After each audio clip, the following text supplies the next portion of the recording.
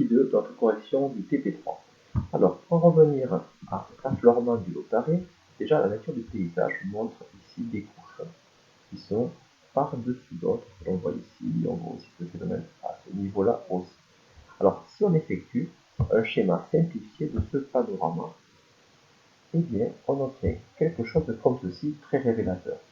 Vous voyez des couches qui sont par-dessus d'autres couches, tout le long d'une faille, ici, quasiment horizontale, et vous voyez que ce bloc monte sur ce bloc. On est en présence d'une faille inverse. Ici, ce que nous avons là, cet empilement de couches correspond à des nappes de charriage, et comme vu précédemment, c'est un indice d'une collision. On est sur des contraintes compressives, on est sur de la convergence.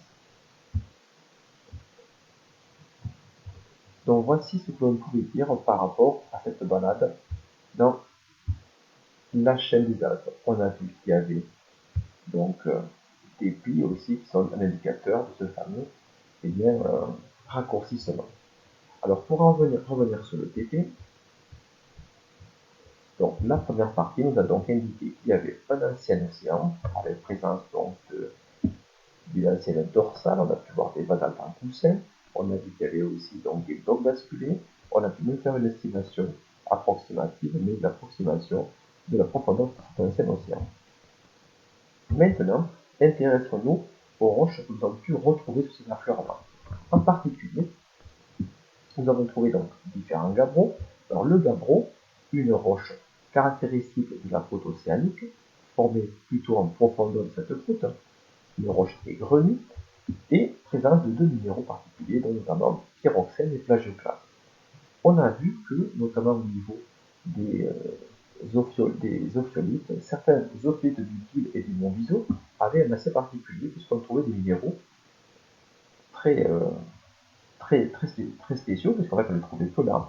Notamment on trouvait de la chlorite, donc cet aspect vert ici, et on pouvait trouver aussi du glaucophane pour certains. Et enfin, certaines roches possédaient aussi des minéraux rouges qui sont en fait des grenats.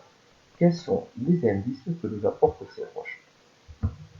Dans le diagramme ci-dessous, ici je vais juste un petit mot par rapport à ça, un petit rappel des choses qu'on a déjà vues sur les transformations qui se passent durant le métamorphisme. Vous avez ici un minéral A, un minéral B. Si on change les conditions de pression et de température, eh bien, ces minéraux sont déstabilisés et de nouvelles combinaisons peuvent se former à la limite entre deux minéraux pour aboutir à un nouveau minéral, ici, qu'on qualifiera de métamorphique. Cette réaction, en fait, se passe lors de changement de conditions et de pression-température d'une roche. Pour en revenir à ce diagramme, la question qui est posée, c'est de retracer le trajet du gabbro dans ce diagramme pression-température. Chaque zone que vous avez ici correspond à une zone particulière de pression et de température, et en fonction de ces conditions, certains minéraux peuvent apparaître, et d'autres justement disparaître progressivement. On peut définir ainsi plusieurs faciès. Le faciès ici, schiste vert, caractérisé par la présence de chlorite. Ici, nous avons le faciès schiste bleu, caractérisé par la présence notamment de glaucophane. Et enfin, le faciès éclogite à grenat, caractérisé par la présence de grenat et aussi du minéral jadite. Un gabbro, quand il est produit à l'axe de la dorsale et il va se refroidir progressivement, mais au départ à une température qui avoisine les 1000 degrés. Il est situé, vous le voyez, à une profondeur environ d'à peu près 7 ou 8 km. On a trouvé des roches assez particulières puisqu'elles possèdent de la chlorite. Ces gabbros qui possèdent de la chlorite ont donc subi une transformation, puisque vous le voyez à la base, ils sont produits ici. Et la chlorite, elle correspond à ce domaine-là. Donc on peut déduire que ce gabbro, eh bien, tout simplement, il a subi une transformation qui s'est donc, vous le voyez, refroidi, puisqu'en fait, si vous regardez bien, on est passé d'environ 1000 degrés à approximativement à peu près entre 0 et 400 degrés.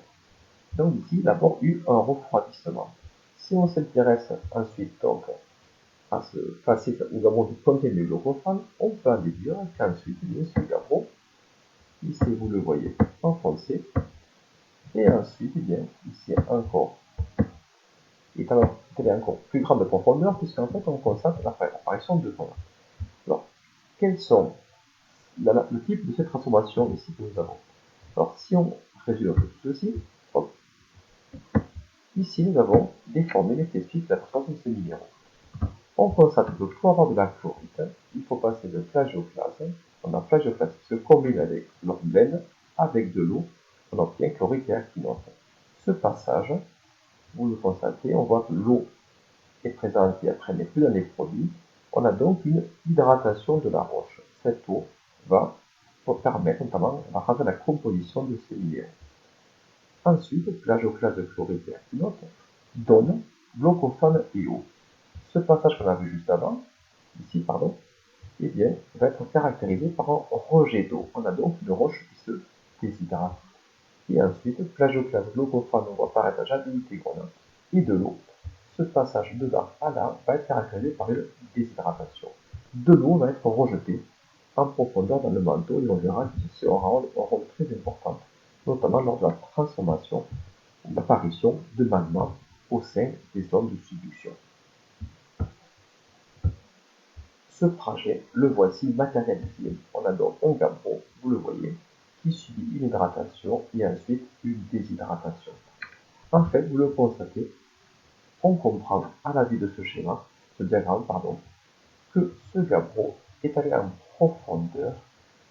Et pour aller en profondeur, ceci ne peut s'expliquer que d'une manière ici, c'est le fait qu'il soit rentré dans une zone de subduction. Ce petit logiciel permet de résumer exactement ce qui s'est passé. Ici, nous avons sur votre gauche, non matérialisé ici, la dorsale. Ce gabbro qui est présent dans la croûte océanique va progressivement, suite au moment d'extension, repousser vers les bords de l'océan, vers les marges passives ou marges actives. En l'occurrence ici, on est sur une marge active. Ce gabbro va subir une dégradation et donner le schiste vert. Ce schiste vert, progressivement, va rentrer dans la zone de subduction et donc là, ta pression va augmenter. Ici, je ne l'ai pas précisé, mais là, bien sûr, quand il donne la dorsale, ce gabbro se refroidit et s'hydrate. Ensuite, il passe dans la zone de subduction, la pression augmente, la température diminue progressivement, mais surtout là, le facteur qui va être très important, c'est la pression. Et ensuite, cette pression va le faire un peu croître et on a une transformation de ce schiste bleu en éclogite à grenade. Ici, comme expliqué précédemment, à partir de l'étude de ces roches, on a déduit qu'il y a eu une zone de subduction. Dans la première partie, nous avons vu qu'il y avait présent un océan. On s'est posé la question comment cet océan a pu disparaître. Et bien ici, nous avons déjà une réponse. Cet océan a disparu suite à la subduction. Et on a vu dans les arbres qu'on pouvait trouver aussi des plis et nappes de charriage. Il y a donc ensuite eu une collision avec donc l'affrontement de plaques continentales. Dans la troisième partie de ce TP, on cherche à comprendre quel a été finalement le déclencheur de cette subduction. Pour comprendre ceci, il faut revenir sur la structure, notamment thermique, de la lithosphère océanique. Cette lithosphère est constituée de la croûte, ici en violet, et du manteau supérieur rigide, ici en vert. Et en dessous, en vert clair, nous avons le manteau supérieur visqueux, qualifié d'asténosphère.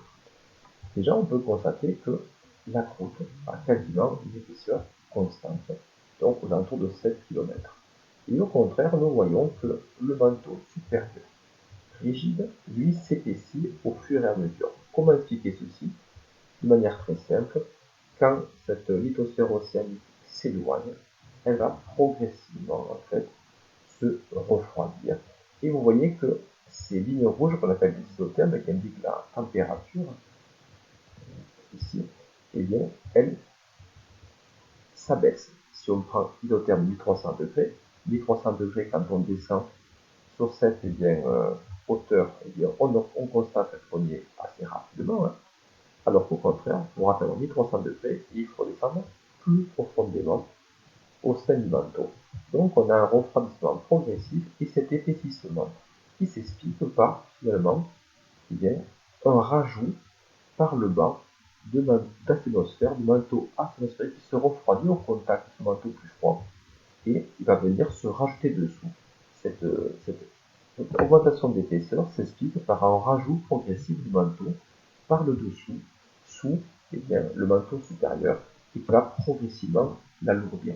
C'est un petit peu comme si on prenait un bateau et qu'on accrochait des poids dessous, progressivement, ce bateau va finir par s'enfoncer. La question qui est posée ici, elle est très simple. On cherche à savoir à quel moment, à partir de quel âge, cette lithosphère va commencer à s'enfoncer dans l'atmosphère. Ici, nous devons comprendre ce qui déclenche la subduction. Cette lithosphère océanique, elle flotte, entre guillemets, sur l'atmosphère. Mais il arrive un moment où cette lithosphère est trop épaisse, elle finira par s'enfoncer. La question est à quel moment ce seuil d'équilibre va être rompu. Pour ce faire, il faut faire un petit calcul. La masse de la lithosphère doit être supérieure à celle de l'atmosphère pour qu'il y ait un déclenchement de la subduction. Comment peut-on faire ce petit calcul? On considère que la masse est égale à la hauteur fois la densité. Si on prend la croûte océanique, alors la masse de la lithosphère correspond à la masse de la croûte plus la masse du manteau supérieur rigide, sauf que ceci, pour l'essence, est notre inconnu. On ne le connaît pas. Ça correspond à ceci. Masse de la lithosphère, c'est la hauteur de la croûte océanique fois la densité de la croûte océanique. On a donc ici la masse de la croûte plus la hauteur correspondante au manteau supérieur, qui correspond à cette hauteur qui est ici, moins celle de la croûte océanique, qui est ici, et ensuite multiplié par la densité du manteau supérieur rigide. Tout ceci doit être supérieur à cette masse de l'atmosphère. On résout ce petit calcul et on obtient ceci. On trouve 56 km. Ces 56 km, je n'ai plus qu'à les remplacer dans ma formule ici pour trouver, en fait, donc j'ai extrait donc la hauteur de la lithosphère correspondante ici, dans l'épaisseur du manteau supérieur rigide, et quand j'ai ceci, je peux compléter ma formule et je vais trouver en fait un temps correspondant à 37 millions d'années. Ce temps est cohérent avec, regardez ici, 37 millions d'années, ça correspond à une densité d'environ 3,25, ce qui correspond à peu près à la densité de l'atmosphère, donc 3,25. Ce qui veut dire qu'à partir de 37 millions d'années, ce seuil d'équilibre va être sur le seuil, il va être rompu, et c'est à partir de là que la subduction va être déclenchée. Donc cette activité, dans cette troisième partie, permet de déterminer l'âge approximatif où ce seuil d'équilibre va être rompu. Donc à retenir pour ce pilier, l'histoire de la chaîne des Alpes peut être résumée ainsi. Au départ, on avait une lithosphère continentale. Un océan s'est formé. Cet océan s'est refermé par des phénomènes de compression, d'abord une subduction, et ensuite on a eu une collision. Un autre schéma le résume peut-être de manière plus précise. C'est ce schéma-ci que je vais vous montrer tout de suite.